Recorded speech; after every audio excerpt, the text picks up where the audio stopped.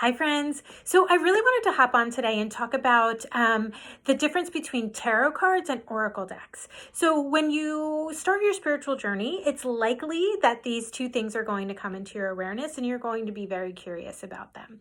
And I can tell you, when I first started, one of the first things that I was introduced to was tarot. And that was when I was a little girl and I was just like in a bookstore, and it's one of those things that fell off the shelf kind of situation that you'll experience as you're supposed to learn things.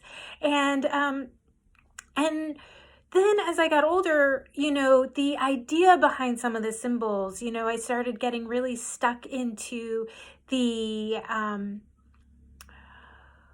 myths, the untruths, the things that that you think are the symbolism behind some of it, and you get scared, or at least I did, right? So I'm going to show you some of those things, right? So one of the first ones that really freaked me out was the pentacles, right? Like I was completely freaked out by pentacles, and I was like, oh my gosh, I can't, like, this is witchcraft, this is that. And the truth is that the pentacles actually don't mean what you think they mean, and we'll go into meanings of and symbolism another time, not today. But a traditional Rider-Waite deck is usually the deck that people start with if you're going to read or you want to learn about the cards. So there's a lot of cards. I think it's 78 or 72. I forget right now. But this is the High Priestess. She's lovely. She's my jam. I always pull her, which makes me so happy inside. And this is probably how we all feel right now while we're going through this pandemic. And we'll talk more about the Tower, because the Tower is actually a great card disguised as a scary card. But anyways, so there's a lot of symbolism behind behind tarot, and that makes it a really, really tricky tool to learn. And it's not tricky, it just takes time and practice. And the more that you learn, the more meaning that the cards have. And that is what makes it really fun. And the more that you learn the meaning behind the symbols is how you really start to read the cards. And that's really, when you're getting a tarot reading, it's the skill of the reader that you're looking for, because the meaning that pops up from those cards for them is based on what they know about the cards. So it's really, really fun to dive in and to learn. And as you learn, the cards begin to mean more and more to you. So that's really fun. And they're not scary, and I highly recommend them. And I definitely recommend starting with a traditional Rider-Waite deck and then going into some of the other ones, because the symbolism is all there, but you might have to find it a little bit. And there's even a Philly deck, and I'll show that another day. And that one's pretty fun if you're local.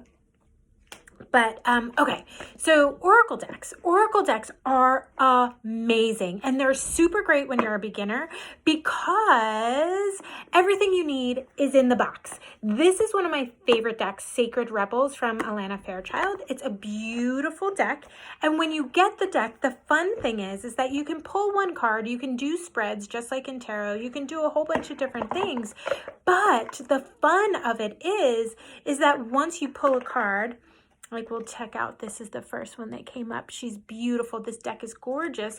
But once you pull a card, maybe asking what's the most important message for you to receive today, whatever questions you want to ask is perfect. And then you just open the page and you read all about the meaning of the card and why that came up for you that day. And there's usually a little bit of a healing process or something that is at the end of the card, whether it's an affirmation, some sort of breathing technique, or something, depending on the deck and the writer of the deck, depends on what will be included in the healing section. But I love that about oracle cards, right? Like, so you don't have to learn all the meanings and all of the things behind the oracle deck. You just have to pull a card and flip to its meaning. But there's also spreads, and all of the oracle decks will come with the spreads for that specific deck, or you can make up your own. It's really, really, really fun. Another oracle deck that I'm totally geeking out on is this Starseed Oracle. This one is beautiful and amazing, and I love that, like, the box is really interactive, so you can use it to, like, do your spread what? Are you kidding? But these cards are super beautiful too. And like I said, with all oracle decks, you're always going to get a book that just tells you the meaning of the cards. And again, so here's the beautiful deck, or the beautiful book that came with this deck. And then again, the cards meaning. And for this, there's like starseed activations and like what you can do. It's awesome. So tomorrow I'll probably pull some cards and you guys can choose which ones, and then maybe I'll read you the oracle deck in my stories or do something fun like that. But so that's the difference between the two. And I would highly recommend getting oracle decks. They're so fun.